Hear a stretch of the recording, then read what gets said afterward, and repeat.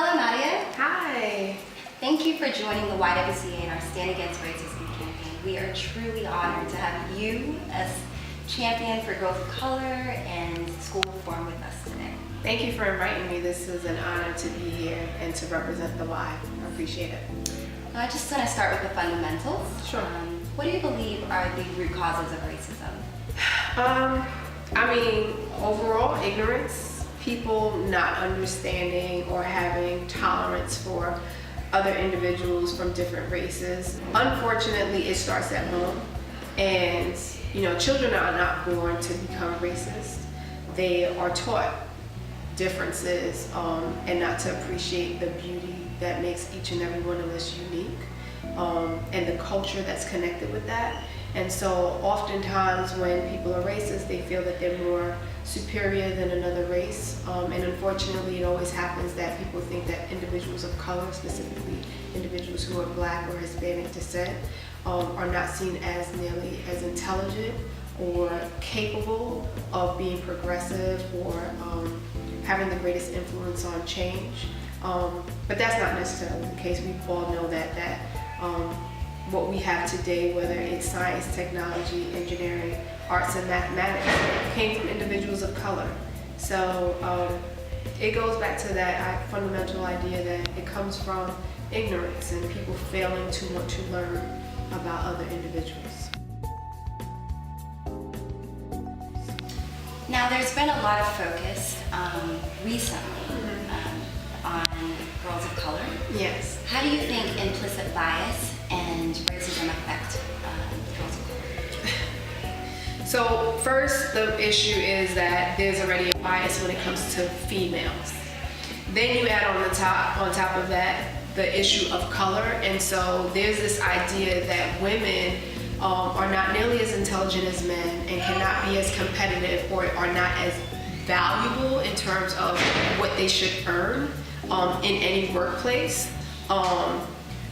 And that comes from the idea that women were always seen as the caregivers and should be taught to just take care of the children as opposed to actually being decision makers. So that's unfortunately historical. When it comes to individuals of color, there's already this wall that's already been placed that people of color are not nearly as intelligent and only seen as workers. Those who, whether it was from the time of slavery and their idea that the only good that they could provide is to be part of picking cotton, taking care of a home. It's always been servitude as opposed to actual people who compose things, people who are the developers. So when I think about young women of color, and I think about just even myself as a woman of color, I still continue to have to prove myself, prove my intelligence, prove that the reason why I'm in my space wasn't because it was handed to me or I had to sleep my way to the top. It came from me working hard. It came from perseverance and resilience that I had to build.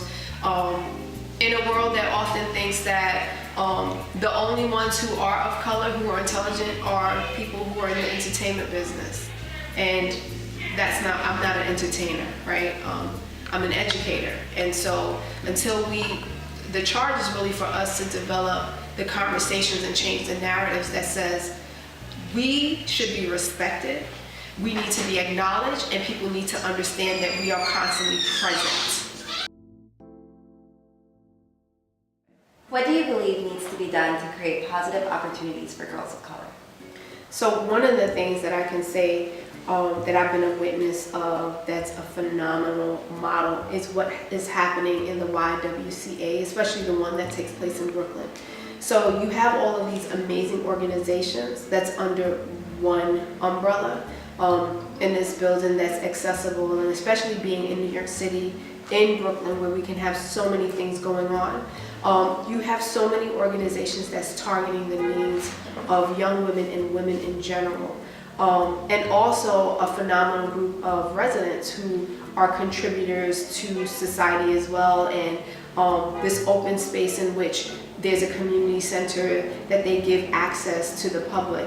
So I have benefited with my daughter, Sine, who has an organization called Little Miss Goody. And she created this organization in order to show young women that you can be smart and not be afraid of how intelligent you are, to share that with the world, to give back and to inspire and empower others. We've had a number of events that we've hosted there, whether it's our food, fun, and fitness event, beauty and brunch, as well as the Dream Challenge. And the reason why that's done is because she targets the girls who are maybe as young as 8 or 9 years old, all the way up until about 16, 17 years of age. And what it does is really connect the community with this organization. So sometimes people see a building and they see an organization but have no idea what the purpose is.